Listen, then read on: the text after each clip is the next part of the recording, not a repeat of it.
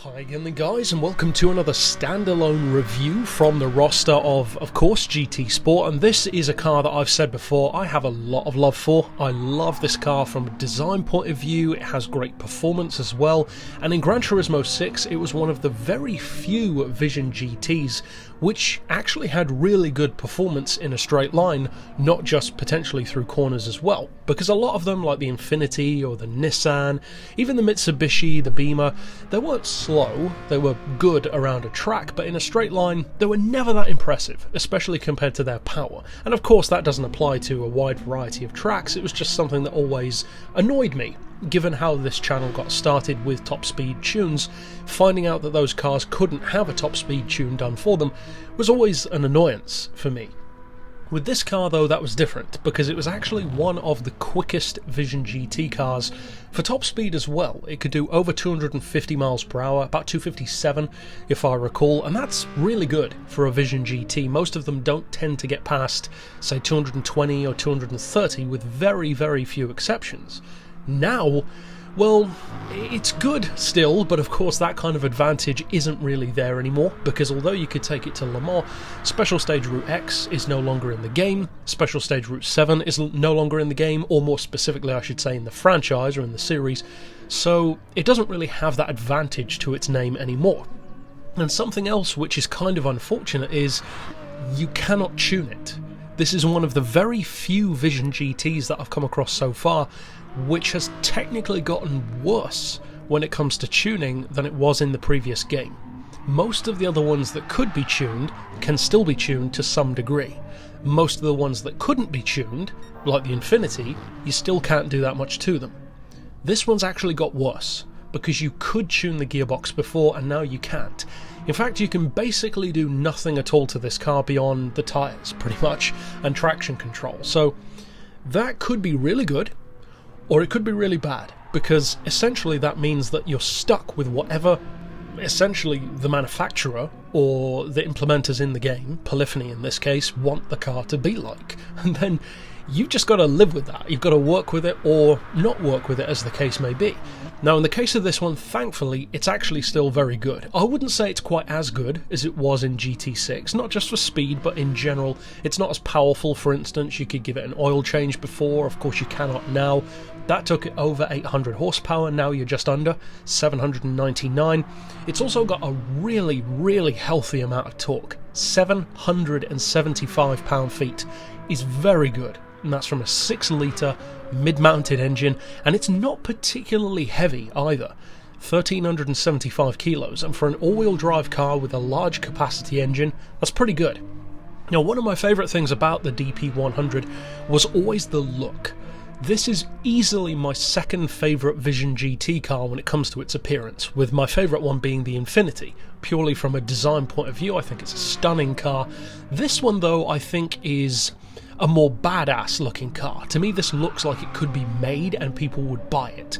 It looks almost like the front end of a Ford GT90 and the back end of a Jaguar CX-75 put together, which is pretty much a perfect combination as far as hypercars or supercar concepts go.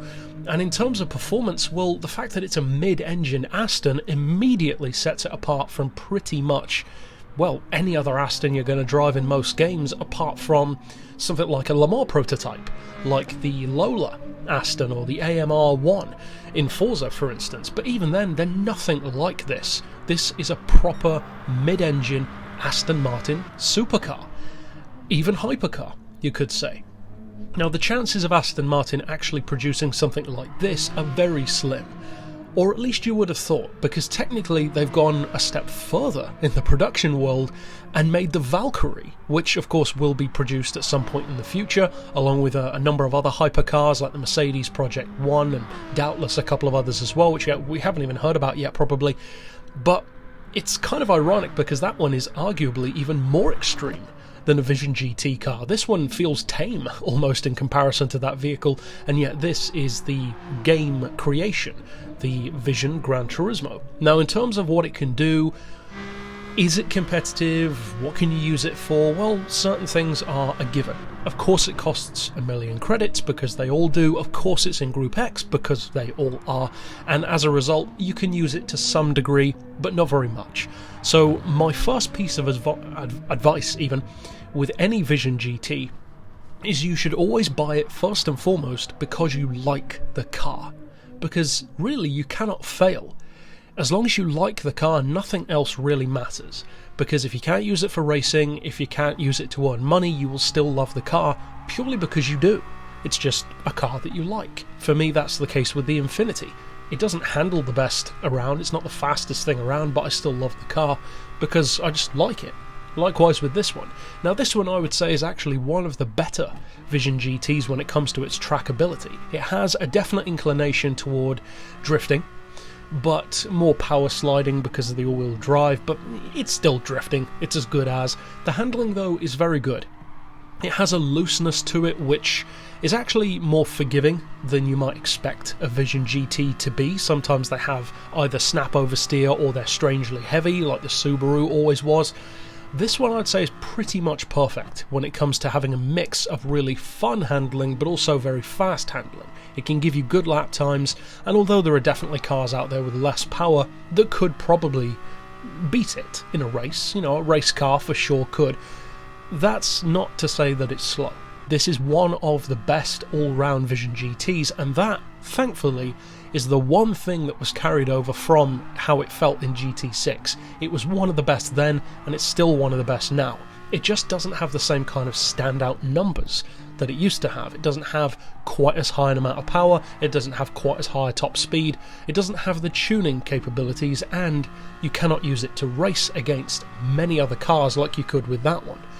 And it's funny because in retrospect, although many of us didn't used to use those cars in races much, I kind of miss being able to do that now. In fact, I miss it a lot because Group X really neuters these vehicles, and that's a shame because at the end of the day, these cars were built to be raced. They were built to be in the game, you know, it's a racing game, it's not a driving game, so to be able to actually use these cars in events, it's a shame that you can't, because in GT6 you could, and there's a massive difference between the two games purely because of that alone. So, as I said, my biggest piece of advice is make sure that whichever Vision GT you buy, but by extension whatever car you buy, unless you're buying it specifically to make money, as some cars are good for, make sure that you just like the car. Even if you just like the way it looks, I would say that to the right person, a car like this could still be worth buying, even if you just like its appearance. That definitely applies to me. I love the look of the car, but to me this one definitely goes further than the Infiniti, because with the Infiniti it's just the looks that I like. With the Aston, I do like everything about it. I like the sound, the look, the handling, the performance. It's great across the board. It's just a shame that they've kind of held it back in a couple of ways which are weird, such as tuning the gearbox. But that's it for this overview for the car specifically, and of course, stick around next time for another one. But for now, as always, thanks for watching.